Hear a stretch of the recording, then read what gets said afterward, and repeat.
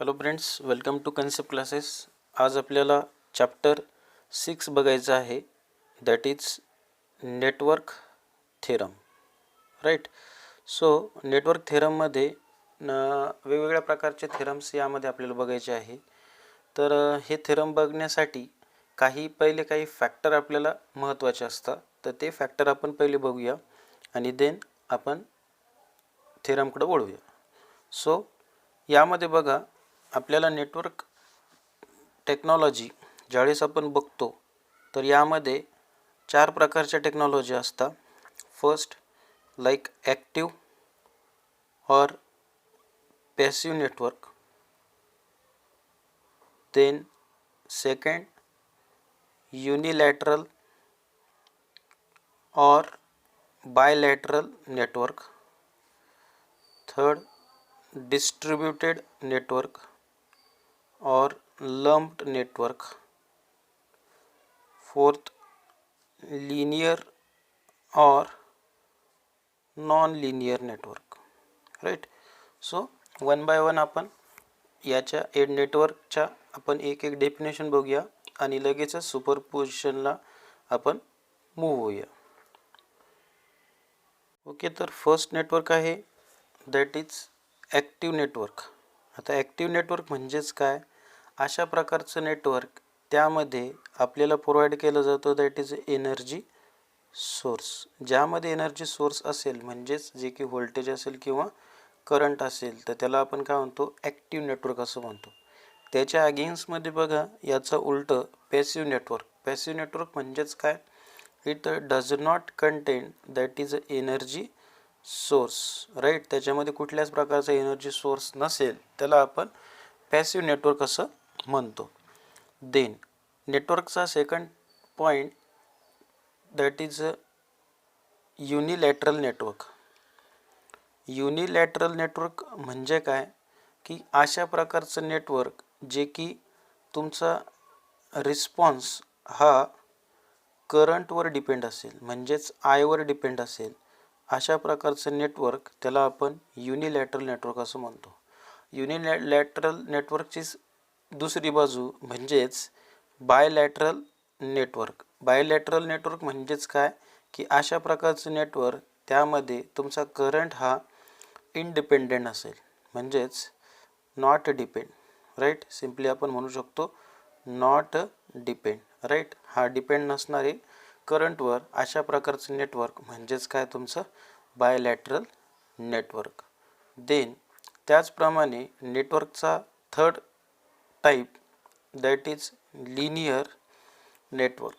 So linear network is nothing but resistance, capacitance and inductance in that circuit remains constant. हे जे components आहे, right, हे सर्किटमध्ये काय राहील? रेजिस्टन्स, कॅपॅसिटर, इंडक्टन्स यांच्या व्हॅल्यू कॉन्स्टंट राहील. बट याच्या अगेन्स्टमध्ये तुमचं टेम्परेचर चेंज झालं, ठीक आहे, किंवा तुमचा टाईम चेंज झाला, राईट, किंवा तुमचं व्होल्टेज जरी चेंज झालं तरी ह्या क्वांटिटी आर, एल आणि सीवर याचा काही फरक पडणार नाही. हे जे डेलचं चिन्ह आहे याचा यूज होतो चेंज म्हणून दाखवण्यासाठी. ठीक आहे. तर याला लिनियर नेटवर्क असं म्हणतात. नॉन लिनियर याच्या उलटं करणार काय की यामध्ये रेजिस्टन्स, कॅपॅसिटन्स अँड इंडक्टन्स हे कॉन्स्टंट असता का? नाही. Irrespective of its change in temperature, change in time and change in its voltage. Okay. So these are the some networks और the types of network. Right. So आता आपल्याला main जो आपल्या चॅप्टरचा जो महत्त्वाचा भाग आहे त्याला आपण म्हणतो सुपरपोजिशन थेरम. राईट. तर आपण त्याला सुरुवात करूया. तर superposition theorem means actually what? So हे सुपरपोजिशन थेरम एक अशा प्रकारचं थेरम आहे की त्यामध्ये वापर केला जातो more than one voltage source किंवा more than one energy source. ह्या सुपरपोजिशन थेरम वापरायचा कुठं की एकापेक्षा जास्त एनर्जी सोर्स त्यामध्ये असले पाहिजे. देन आपण हा सुपरपोजिशन थेरम काय करू शकतो? वापरू शकतो. आता यामध्ये सुपरपोजिशन थेरम का वापरायचा? कारण आपल्याला व्होल्टेज ॲक्रॉस अ कंपोनंट, एखाद्या कंपोनंटच्या ॲक्रॉसचं व्होल्टेज फाइंड करण्यासाठी आपल्याला सुपरपोजिशन थेरम काय करायचा? वापरायचा. आता हा सुपरपोजिशन थेरम यूज कसा करायचा नेटवर्कमध्ये? तर याचा यूज करण्यासाठी महत्त्वाचं 2 किंवा 2पेक्षा जास्त, म्हणजे 3 असेल किंवा किती जरी असेल, राईट. तर याच्यापेक्षा जास्त काय पाहिजे माझ्याकडं? एनर्जी सोर्स पाहिजे. आता हे एनर्जी सोर्स कुठल्या फॉर्ममध्ये पाहिजे? एक तर करंट पाहिजे किंवा व्होल्टेज पाहिजे, राईट. आणि तिसरी गोष्ट, तुमचं जे सर्किट असेल ज्यामध्ये तुम्ही वापरणार आहे हा थेरम, राईट, हा जास्त कॉम्प्लेक्स सर्किट नाही पाहिजे. ठीक आहे. जर जास्त कॉम्प्लेक्स सर्किट असेल तर त्यामध्ये आपण सुपरपोजिशन थेरम वापरू शकतो का? तर नाही. ठीक आहे. सो कॉम्प्लेक्स सर्किट हे नसलं पाहिजे. तुमचा एनर्जी सोर्स हा एक तर करंट असेल किंवा व्होल्टेज असेल, आणि ते एनर्जी सोर्सेस एक तर 2 किंवा 2पेक्षा जास्त असले तरी चालतील. ठीक आहे. आणि याचा उपयोग कशासाठी होतो? तर simply voltage across the component हे मेजर करण्यासाठी. आता हे बघण्यासाठी आपण डायरेक्ट स्टेप न बघता आपण काय करणार? डायरेक्ट एक्झाम्पलच बघणार त्याचं, जेणेकरून याचा प्रॉपर ॲप्लिकेशन कुठं होतं तर हे आपल्याला ताबडतोब समजेल. ओके, चला तर मग आपण आता एक्झाम्पल बघूया. ओके, तर एक्झाम्पल बघण्याआधी बघा, हे आपण सुपरपोजिशनचं एक्झाम्पल घेतो आहे, पण यामध्ये बघा एक्झाम्पलमध्ये 2 तुम्हाला व्होल्टेज सोर्स दिलेले, एक 50 व्होल्ट आणि एक 20 volt. Left side and right side 2 voltage sources आहे. आणि यांच्या बरोबरमध्ये बघा हा IL हा एक 30 ओहम दिलेला आहे, बरोबर. तर यामध्ये लक्षात घ्यायचं, सुपरपोजिशन थेरम वापरताना पहिले काय करणार की एक व्होल्टेज सोर्स काय करायचा? शॉर्ट करायचा. ठीक आहे, किंवा ओपन जरी म्हटलं तरी आपण चालेल, म्हणजे एकच तुमच्याकडे काय पाहिजे? सोर्स चालू पाहिजे. नंतरच्या त्या कंडिशनमध्ये तुम्ही काय करणार? करंट पहिले फाइंड करून घेणार. सेकंड कंडिशनला दुसरा काय करा? शॉर्ट करा. त्यानंतर तुमचा आय डॅश हा दुसऱ्या याच्यामधला फाइंड करा, आणि नंतर टोटल आय फाइंड करून घ्या, जो तुम्ही I1 + I2 म्हणू शकता, राईट. ह्या काही अशा बेसिक गोष्टी आहे. तर थोडंसं लक्ष द्या की फर्स्ट प्रॉब्लेम कशा प्रकारे आपण बघतोय. तर बघा, find the IL for the circuit as shown in figure using a superposition theorem. तुम्हाला लोड करंट फाइंड करायचा आहे अक्रॉस अ 30 ओहम. तर हे कसं करणार? बघा, ह्या सर्किटमध्ये 2 व्होल्टेज सोर्स आहे, 50 व्होल्ट आणि 20 व्होल्ट, जसं पहिले सांगितल्याप्रमाणे.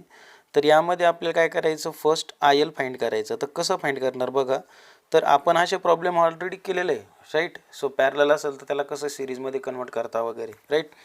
तर यामध्ये बघा सांगितल्याप्रमाणे तुमचा सोर्स हा काय केला? शॉर्ट केला 20 व्होल्ट. आता 20 व्होल्ट जर शॉर्ट केला म्हणजे हे तुमचे 30 ओहम आणि 20 ओहम हे तुमचे पॅरललमध्ये झाले. पॅरललमध्ये झाले तर आपण काय करतो? 20 × 30 डिवायडेड बाय व्हॉट? 20 + 30 म्हणजेच किती होणार आहे? 600, बरोबर, भागिले 50. हे कॅन्सल झालं. 5 × 1 = 5, देन 5 × 2 = 10. म्हणजे तुम्हाला किती मिळतं इथं? 12 ओहम. हे मिळालं की तर 12 ओहम, राईट. म्हणजे याला तुम्ही काय केलं? ह्या 2 रेजिस्टरचं कॉम्बिनेशन 1 रेजिस्टन्समध्ये म्हणजेच 12 ओहममध्ये केलं, राईट. नंतर आता बघा, 12 ओहम आणि हा 10 ओहम हे दोन्ही कसे झाले? सिरीजमध्ये झाले. सिरीजमध्ये काय करणार? Direct at 12 + 10 that is 22. म्हणजे तुमचा RT हा किती झाला? 22 झाला, बरोबर आहे. मग हे तुमचं जर 22 होत असेल आणि तुमच्याकडे व्होल्टेज किती आहे? 50 व्होल्ट आहे, बरोबर. व्होल्टेज तुमच्याकडे 50 आहे. नंतर रेजिस्टन्स हा तुमच्याकडे किती आहे? 22 ओहम आहे. तर तुम्ही करंट फाइंड करू शकता ना. Current is equals to V/R, म्हणजेच काय? 50 / 22, म्हणजे तुम्हाला आय मिळून जाईल, बरोबर आहे. तर यामध्ये काय करतो आपण? इथं हा आय आपण फाइंड करतो, किती? 2.27. जसं सांगितल्याप्रमाणे काय? 50 / दॅट इज 22. ह्याचं आन्सर किती येतं तुमचं? 2.27. म्हणजे हा तुम्हाला आय मिळाला फक्त, ठीक आहे. देन आता तुम्ही काय फाइंड करताय? बघा, IL डॅश. आता IL डॅश तुम्ही ज्यावेळेस फाइंड करताय, राईट, मग हा डॅश ज्यावेळेस फाइंड करता तर तुमचं कोणाच्या अक्रॉस तुमचं रेजिस्टन्स कोणचा घेणार तुम्ही, तर महत्त्वाचं बघा, तुमच्याकडे आता हा 20 ओहम आहे बरोबर, जो की ह्या शंट रेजिस्टन्सच्या नियरर आहे राईट. मग हा 20 ओहमच्या अक्रॉस तुम्ही काय करणार आहे, तुमचा लोड करंट फाइंड करणार बरोबर. म्हणून काय करणार, 20/20 प्लस हा काय करणार 30 तुम्ही ॲड करणार इथलचा, म्हणजे हे दोघांचं कॉम्बिनेशन करणार, पण कोणाच्या अक्रॉस तर 20 ओहमच्या. ठीक आहे, म्हणून यांनी काय केलं 20/20 plus 30 into what, that is I कोणचा, तर हा घेणार 2.27 वाला राईट. तर यामध्ये ज्यावेळेस तुम्ही व्हॅल्यू पुट करता 2.27 into 20/50, then you get 0.909 ampere, that is IL dash. First आपल्याला ज्यावेळेस तुम्ही 50 व्होल्ट याला काय करताय, सॉरी 20 व्होल्टला काय करताय, शंट करताय तेव्हा. आता सेकंड केस काय करणार, याचं उलटं करायचं. उलटं म्हणजेच काय की आता 50 व्होल्टला तुम्ही काय करणार, शंट करणार, शॉर्ट करणार आणि 20 व्होल्ट वापरणार.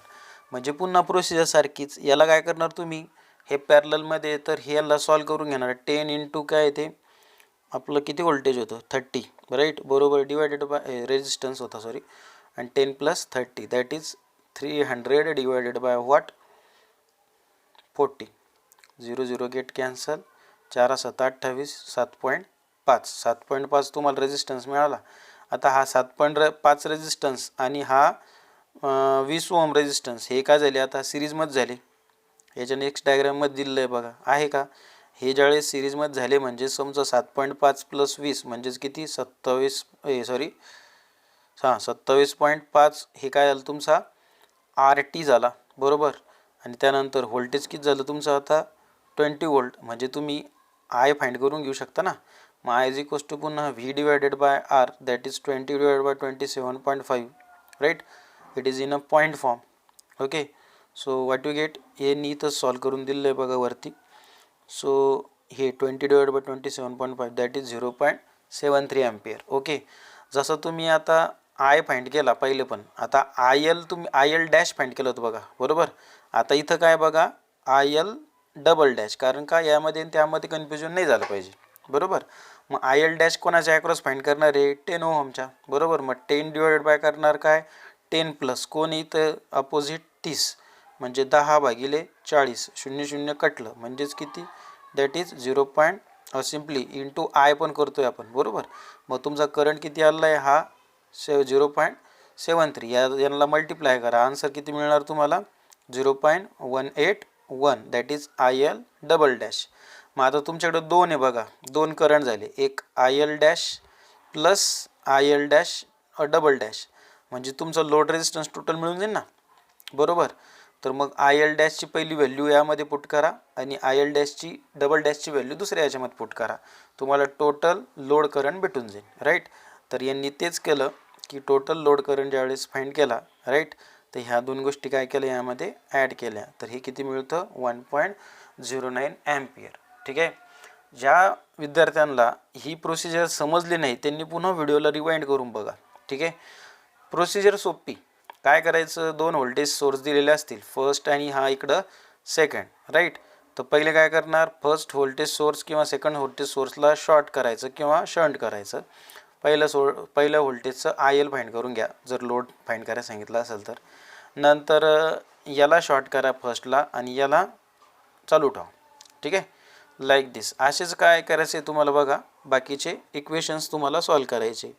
बघा आता यामध्ये पण कसं दिलेलं आहे, using a superposition theorem find the current through 8 ohm for a given network. तुम्हाला काय फाइंड करायचं आता 8 ओहम रेजिस्टन्सच्या अक्रॉस तुम्हाला करंट फाइंड करायचं आहे. ठीक आहे, आता बघा इथं एक करंट सोर्स आहे आणि इथं एक व्होल्टेज सोर्स आहे. आता तुम्हाला सांगितलं त्यांनी एक तर व्होल्टेज सोर्स घ्या नाही तर करंट सोर्स घ्या, डिपेंड बरोबर.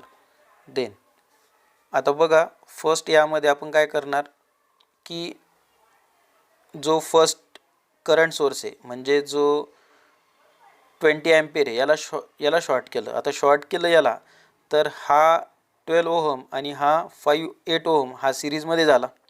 सिरीजमध्ये झाला म्हणजे डायरेक्टच ॲड होणार. हा किती होईल 20 बरोबर आहे. म्हणून यांनी काय केलं इथं दॅट इज 20 डायरेक्ट घेतला आणि हा जो 30 ओहम आहे 20 आणि 30 हे काय झाले आता पॅरललमध्ये झाले, म्हणजे 20 into what 30 divided by 20 plus 30, 600 divided by what 50, 0 0 get cancel, 5 1 जा 5, 5 2 जा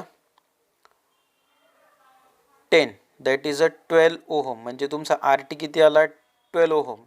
व्होल्टेज किती तुमच्याकडं 5, म्हणजे तुम्ही आय फाइंड करून घेऊ शकता. म्हणजेच काय 5 डिवायडेड बाय 12, तर 5 डिवायडेड बाय 12 किती मिळतं 0.25, बरोबर, जसं पहिले आपण फाइंड केलं तसं. देन आता आय एल डॅश आपल्याला फाइंड करायचं आहे, बरोबर. देन आता आय एल डॅश फाइंड करायची गरज आहे का, कारण आपल्याला त्यामध्ये लोड करंट फाइंड करायचं होतं, यामध्ये करण्याची गरज आहे का नाही.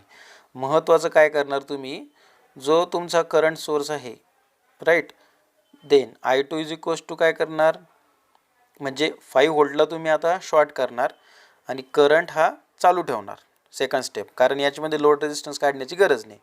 मग हे ज्यावेळेस फाइंड करताय तुम्ही, बरोबर, तर हे तुमचे काय झाले दोन सरळ सरळ सिरीजमध्ये झाले, बरोबर, सॉरी पॅरललमध्ये झाले, पॅरललमध्ये झाले म्हणजेच काय, सो आय टू ज्यावेळेस तुम्ही फाइंड करताय right, then 12 volt 12 ohm divided by 12 plus 8 into what, that is current I. Okay, this is I2. So what you get, that is a 12 ampere, because 12 divided by 20 into 20, 20 get cancel, 12 ampere. Okay, so 12 ampere तुम्हाला I2 मिळाला. आता I1 तुम्हाला माहिती आहे, बरोबर, so सरळ काय करणार, I2 minus I1 is nothing but your total I. So 12 minus 0.25 you get 11.75. Okay, so अशाप्रमाणे तुम्हाला काय करायचं आहे, सिम्पली बाकीचे सुद्धा हे क्वेश्चन असेच सॉल्व करायचे आहे राईट. यामध्ये पण बघा आता हा इथं करंट सोर्स दिला आहे, याला सिम्पली शॉर्ट केलं तुम्ही राईट. शॉर्ट केल्यानंतर हा सरळ याच्यामध्ये काय झाला सिरीजमध्ये ॲड होऊन गेला, बरोबर. देन हा 6 अधिक 4 डायरेक्ट 10, 10 ने 1 तुमचा झाला 11, बरोबर. देन आणि याच्या अक्रॉस हे व्होल्टेज दिलेलं आहे, तर तुम्ही इथं सरळ करंट फाइंड करून घेऊ शकता. ओके, देन त्याचप्रमाणे नंतरला काय करणार, करंटला चालू ठेवा आणि व्होल्टेज शॉर्ट करा. त्यानंतर तुम्हाला पुन्हा जसं आपण फर्स्ट प्रॉब्लेम सॉल्व केला तर आय एल आणि आय एल डॅशच्या, त्याप्रमाणे याला सॉल्व करा. ठीक आहे, तर अशाप्रमाणे ह्या सुपरपोजिशनचे इक्वेशन्स तुम्हाला काय करायचे, सॉल्व करायचे आहे. फक्त प्रॉब्लेम एवढाच होतो की ज्यावेळेस तुम्ही एक सोर्स ज्यावेळेस ऑफ ठेवता आणि दुसरा चालू ठेवता, त्यावेळेस कशाच्या अगेन्स्टमध्ये तुम्हाला करंट किंवा व्होल्टेज काढायचं आहे हे थोडंसं प्रॉपर जमलं पाहिजे. ठीक आहे, आणि ह्याच सुपरपोजिशनमध्ये काही ड्रॉबॅक किंवा त्याचे ॲप्लिकेशन्स दिले बघा. तर ॲप्लिकेशन ऑफ सुपरपोजिशन वेव्ह हे यूजफुल आहे सर्किट ॲनालिसिसमध्ये. एक तर आपण व्होल्टेज कुठल्याही कंपोनंटच्या अक्रॉस फाइंड करू शकतो right, and it is help, जसं दिल्याप्रमाणे व्होल्टेज आपण काय करू शकतो फाइंड करू शकतो, and which is used in AC as well as DC network too. हे ॲप्लिकेशन झालं. पण याचा ड्रॉबॅक काय बघा, drawback of this superposition, it is not applicable in circuit consisting on non linear element. Non linear एलिमेंटमध्ये म्हणजे diode आणि ट्रान्झिस्टरमध्ये हे वापरता येत नाही, पहिली गोष्ट. दुसरं काय, it is not applied to a circuit of containing dependent source only. Okay, हा आपल्याला डिपेंडंट सोर्सवरच काय करता येतो, अप्लाय करता येतो. हे सॉरी कॅन नॉट अप्लाय, आपल्याला अप्लाय करता येत नाही. Then superposition is not useful for circuit analysis also right, and then it is not can not use for calculating a power also. So हे असे याचे काय ड्रॉबॅक आहे. तर नेक्स्ट आपल्याला नंतर थेविनिन्स थेरम बघायचा आहे राईट. यामध्ये थेरमवरच सगळ्या गोष्टी आहेत. तर थेरमचं पहिले ॲप्लिकेशन बघतो आपण की काय असतो थेरम, त्यानंतर त्याचे एक्झाम्पल फर्स्ट कशाप्रकारे थेविनिन्स अप्लाय करायचा, आणि देन त्याचे काय असतं मग प्रॉब्लेम्स. ओके, सो हे आपण आता नेक्स्ट लेक्चरला बघणार आहोत.